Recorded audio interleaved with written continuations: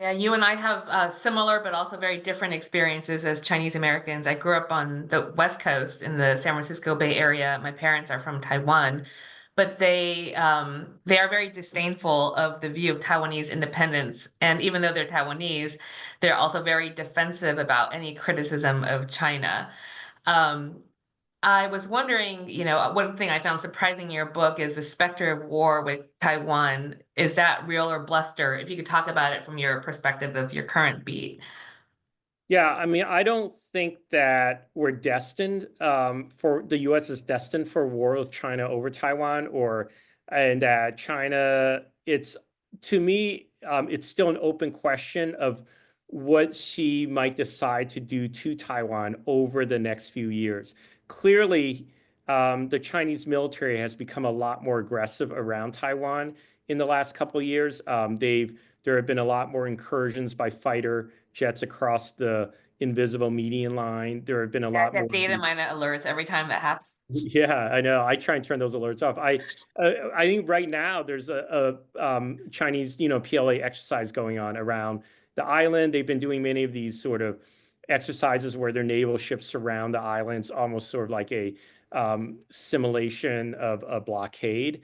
And so there's been a lot more aggression. There's many cyber attacks daily on Taiwan, as people will tell you, like efforts at cyber espionage and undermining certain electronic systems in Taiwan, as well as sowing disinformation.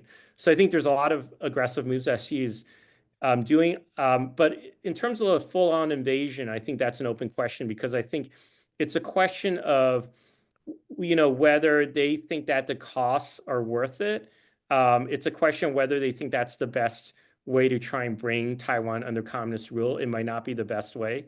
And it's a question of their national power relative to the national power of America and other countries that might be opposed to them, including, for example, Japan, Korea, European allies of the US, all of these countries. So I think there's a lot of factors that go into that. Here in Washington, some US officials have pointed to the fact that Xi Jinping has told the PLA to be ready to seize Taiwan by 2027. But that doesn't mean that he is telling them we have an invasion plan for Taiwan. We plan to carry it out by 2027. That just in Communist Party speak, that's a way of galvanizing an agency or part of the government or part of the party to just get themselves in shape and to really mobilize. But whether he carries out some sort of plan is a different question.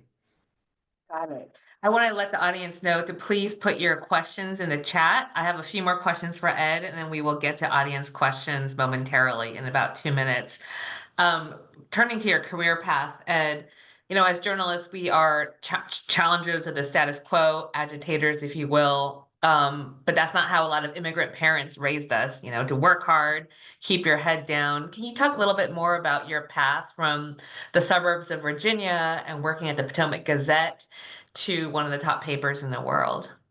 Yeah, I mean, my roots are very much in the DC area, so it's funny. I went to school at UVA and then came back to the DC area to work a series of odd jobs because I wasn't quite sure what I wanted to do with my life after having gotten an English degree at UVA. And after backpacking for a while, like half a year in the Middle East and Mediterranean Europe, I decided I wanted to try and become a foreign correspondent because I wanted to be able to do exactly what I'd done on that trip, which is just talk to lots of people, find out interesting stories, and then later on tell them to the world. So I applied for I saw an ad, I think in the classified somewhere back when there were still classified ads for those of us who remember that.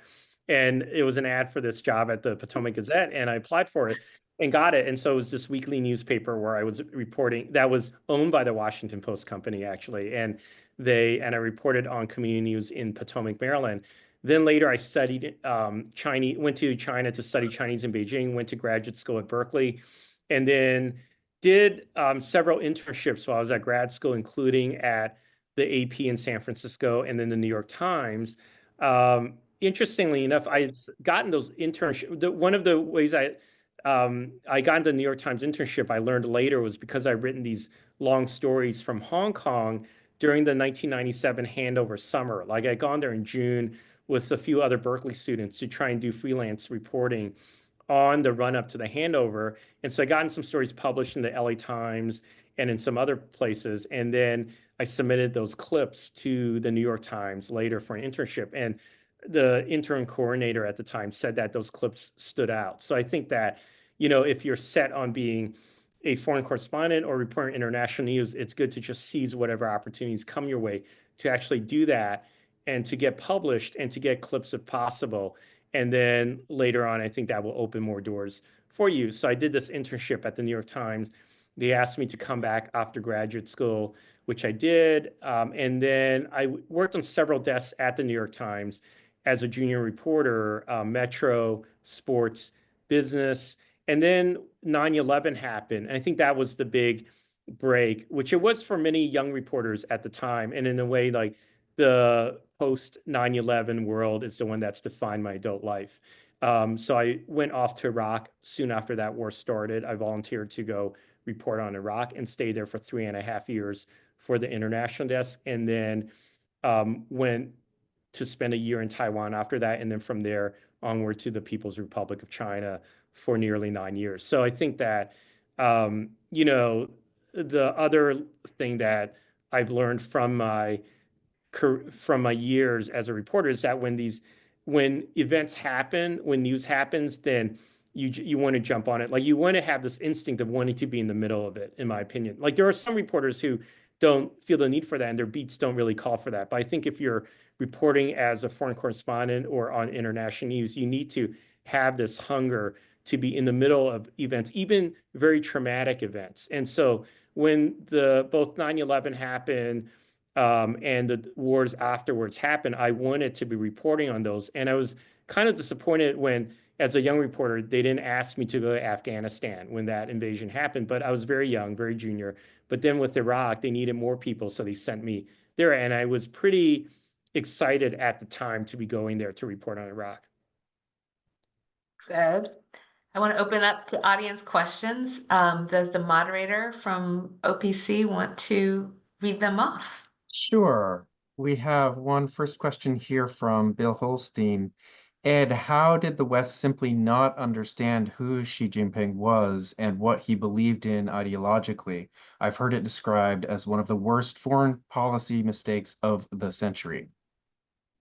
I would say that, yeah, I mean, the type of leader that Xi Jinping turned out to be blindsided many people. I don't think that people had illusions about someone coming to power and like doing a full on overhaul of the party. I don't think anyone expected that. No one expected a leader to come and try and democratize China, for example, or even nudge the party in that direction. But people largely thought that she would be a colorless bureaucrat who would be part of this rule by consensus that the party has established after the Mao era. And Hu Jintao, his predecessor, was very much in that vein.